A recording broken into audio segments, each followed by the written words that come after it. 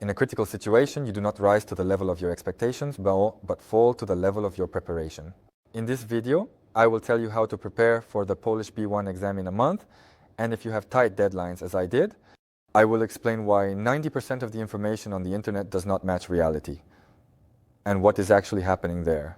I will tell you how much money I spent on preparation, and at the end, I will give you a life hack, how you can calmly, without waiting in line, without stress, with a 100% guarantee, register for such an exam. Let's watch. Despite the fact that I have been living in Poland for 9 years, and most of you will recognize yourselves now because no one talks about this on the internet.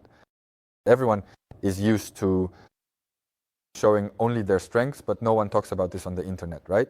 Most of you, and myself included, if we do not interact in one way or another with the Polish community, right? With the Polish diaspora, in short, with the Poles, right? If you are, for example, like me, an entrepreneur in Poland, or you work somewhere in the Ukrainian Belarusian market, or somewhere in America in English, then Poland kind of passes you by. You live here. You can resolve some issues, but overall, the entire communicative written history passes you by. Besides, being in a country does not equal knowing the language. If you move to London, it doesn't mean that in 5 years you'll be speaking English at a level like upper intermediate. Yes, the same goes for Poland. Many people just memorize some words and that's enough for them. Well, clients call us like, hello Stanislav, can we open a spilka instead of a spulka? Or can you help us get a pixel? I say, what pixel? Well, a pixel. I lived in Poland for 9 years and my speaking level is okay. I can't write properly in any language, really, and there's nothing to hide about that. Well, grammar, everything else, the language, I didn't study. I didn't take any courses at all in Poland during those 9 years, but the decision was made. So I got involved in this movement. I needed to take some strategy, yes. I needed to do it correctly somehow. Considering that I started from the point where I would say, good day, and write with mistakes. Yes, in short, well, obviously now someone will definitely start writing comments below, like, aren't you ashamed or to feel shame for me? But what we have, the exam consists of 4 parts, which are listening and filling out tests and speaking. There's the grammar part, and there's writing a letter. Why do people on the internet talk such nonsense about this when you're preparing incorrectly for the exam and when you watch all these videos? It feels like it's all super easy, simple, and as if deadlines don't exist, but in practice, it looks like this. So you come into the auditorium, there are about 100 to 150 people sitting there.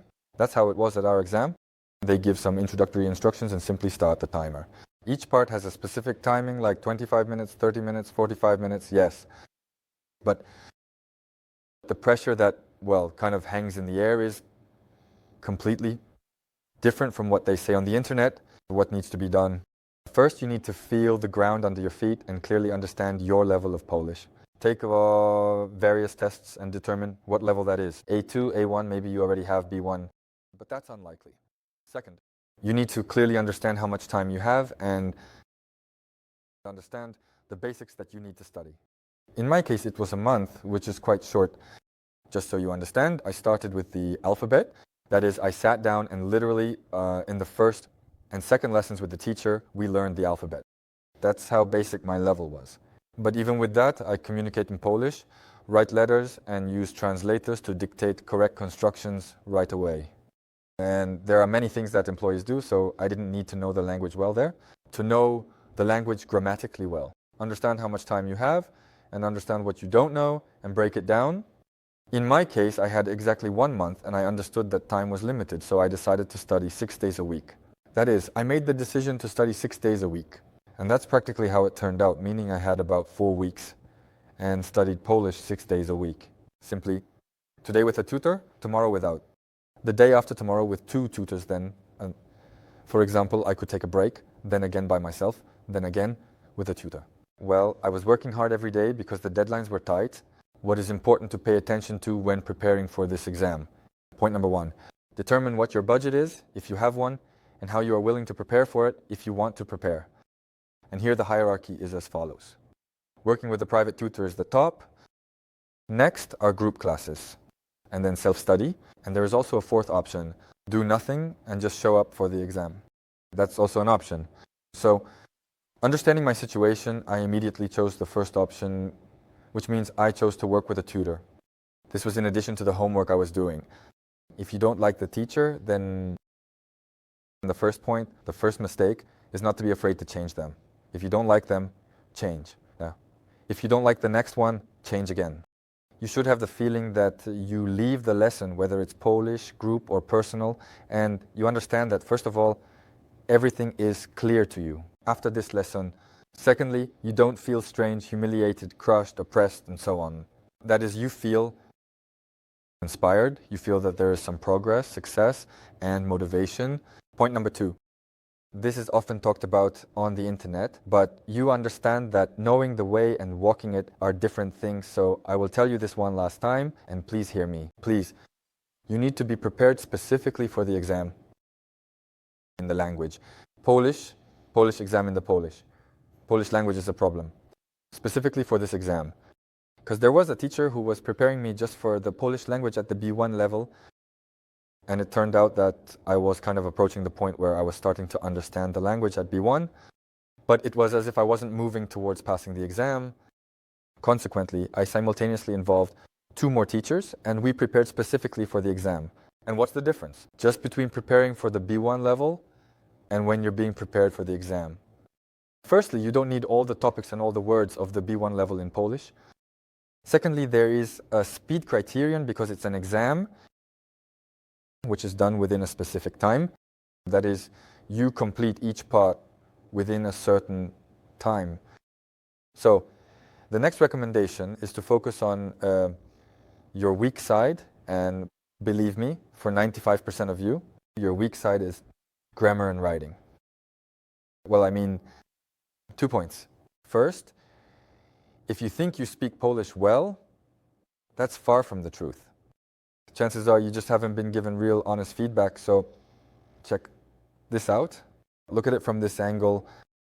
Secondly, if you speak Polish well, normally, decently, it doesn't mean you can write words just as well and correctly, because there are many rules where we have to write certain letters due to accents, yes, like OU and so on, but we pronounce them differently. Therefore, it doesn't equate to good writing. And, well, so, in principle, for most people, speaking is the first skill that even a child learns and acquires. Speaking is easier for everyone. Accordingly, we focus immediately on writing. Specifically on grammar and writing, I would choose such a hierarchy. It's writing, then grammar, they go in parallel, then listening comprehension, and only then speaking. That's the kind of hierarchy you should have. Preparation for this exam. Fourth, be sure to go through past tests and complete them for all the years at your B1 level. They are available on the website. I will leave a link under the video. These are free tests from previous years. There are tests from 2017, I believe, 2018, 2020. Just examples of tests, how it happens. Be sure to go through them. And moreover, this is something no one told me either. You need to go through them with a timer. That is, it is written there in large letters and numbers how much time is given for this part. And you literally set a timer on your phone and do it exactly as it will be in the exam. And you will be surprised when you feel this pressure, even at home, when you are sitting alone. And you will realize that, damn, I need to read faster. I read slowly in Polish. I really need to speed up. So, and imagine that it will probably be even harder for you during the exam, because for most people it's harder. There was a guy sitting next to me. He was so nervous, he almost messed himself. Really. He finished the exam quickly, completed the tests, and just ran out of the room. Yeah. Well, it's a funny story. If you're interested, follow my Instagram. I'll share it there on Instagram. That's why it's very important to take such tests, and just don't hesitate. Take and pass all the tests for all the past years at the B1 level, or the next step is right before the exam itself on the exam day. Well, obviously, get a good night's sleep. Obviously, don't overeat different kinds of food.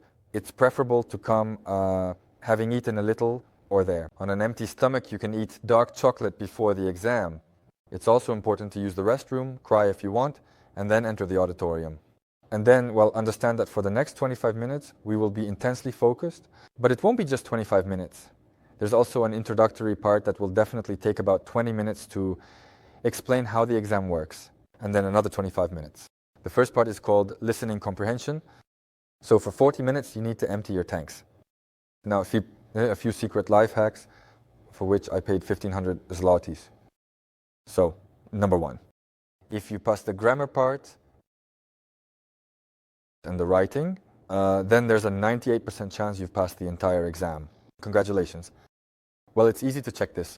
Usually when you're unsure about an answer, it means there's a chance that you made a mistake somewhere. There you go. That feeling when you know the answer and you're confident about it, you confidently check that box or confidently write some ending. So accordingly, that's the first life hack.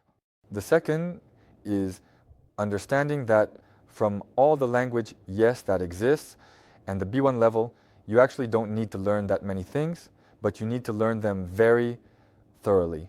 You need to learn the gender, yes, like masculine, feminine, neuter, and so on. You need to learn the present, past, and future tenses, and you need to learn some context, types of conjugations that exist. That's it. You don't need to learn anything else. You don't. No complex verbs, irregular verbs, and all the rest. And this is very important. You should immediately convey this to your teacher, yes, or whoever will be teaching you. The next tip, usually the topics that appear on part bisnach, part bisnach, part bisnach, part bisnach, bisnach, the part where you write an essay, yes, it's about 160, 200 characters. Usually, they repeat every year, just the context changes slightly. For example, last year the task was to congratulate the boss or the boss on a special occasion, etc. This year, the congratulations will not be for the boss, but, and what about yours? For some colleague of yours. So the congratulations remain, just the person being congratulated may change.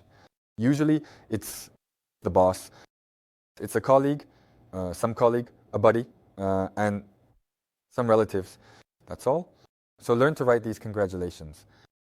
As for the narrative part, there are many types, but one way or another, every year there is a type of task called write an essay. Start with that right away. We write essays. An essay is a free form. It's not a report. It's not a description. It's an essay. Specifically, this is an opportunity to let your imagination fly. Moreover, you can make up whatever you want as long as you address the topic. Yes.